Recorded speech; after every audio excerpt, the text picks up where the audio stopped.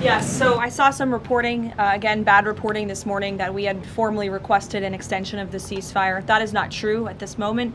We remain very much engaged in these negotiations, in these talks. You heard from the Vice President directly and the President this week that these conversations are productive and ongoing, and that's where we are right now. I've also seen some reporting about the potentiality for in-person discussions again. Those discussions are being had, but nothing is official until you hear it from us here at the White House. But we feel good about the prospects of a deal. The President mentioned that in his interview yesterday, and it's obviously in the best interest of Iran to meet the President's demands. I think he's made his red lines in these negotiations very clear to the other side, and so we are continuing to see how these conversations go.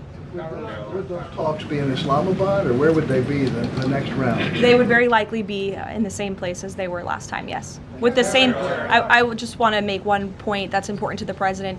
The Pakistanis have been incredible mediators throughout this process, and we really appreciate their friendship and their efforts to bring this deal to a close. So they are the only mediator in this negotiation. While there have been many countries around the world who want to offer their help, the President feels it's important to continue to streamline this communication through the Pakistanis, and so that's what continues to take place. Will. On Iran, is there a timeline for how long this blockade is going to remain in place in the Strait of Hormuz by the United States that President Trump has voiced to you or that you've heard among officials? Sure.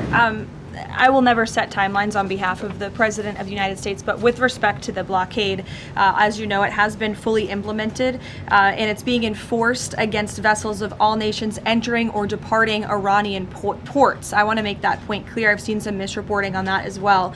This includes all Iranian ports on the Arabian Gulf and the Gulf of Oman. And our U.S. forces in the region are supporting the freedom of navigation for vessels that are transiting the Strait to and from non-Iranian ports. So I know some in the press were confused about that. We are supporting the freedom of navigation, just not with respect to any tanker or vessel that would benefit the economy of Iran as these negotiations continue.